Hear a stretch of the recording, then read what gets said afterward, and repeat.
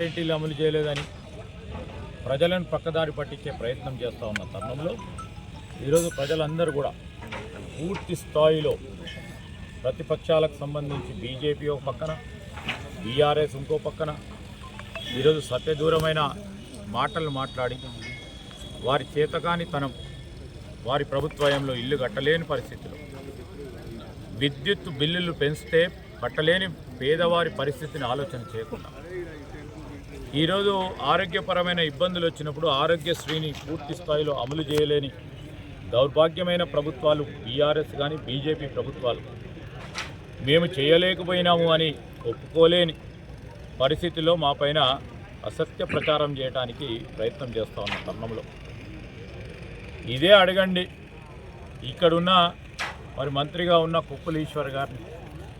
ఈ నియోజకవర్గంలో ఎంతమందికి ఇల్లు కట్టిండ్రు 10 సంవత్సరాల కాలం. ఇదే నియోజకవర్గంలో పేదవారు ఇబ్బంది పడుతూ ఉన్నప్పుడు విద్యుత్ బిల్లులు అధికంగా వస్తూ ఉన్న తరుణంలో వారు అడిగితే ఏ విధమైన ప్రయత్నం చేసింది వారి ప్రభుత్వం, వారి నాయకుడు కేసీఆర్ గారు అని అడుగుతూ ఉన్నాం. ఇవన్నీ బేరీజు చేసుకునే ఈరోజు ధర్మపురి నియోజకవర్గ ప్రజలు లక్ష్మణ్ కుమార్ గారికి ఇంకా బలం చేకూర్చే విధంగా వారి ఓటు హక్కును సద్వినియోగం కావాలంటే కాంగ్రెస్ పార్టీకి ఓటేసే కార్యక్రమం చేయాలని కోరటం, దానికి తోడు వారు ఎవరికి ఓటేసినా ప్రభుత్వం మాది.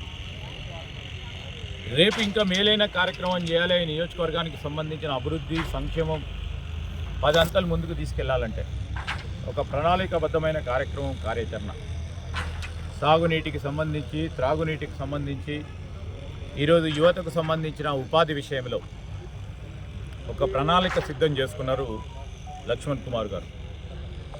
వారికి చేదోడు వాదోడుగా వారిని ఇంకా బలపరిచే కార్యక్రమం చేసే దిశలో ఈ ధర్మభూమి ప్రజలు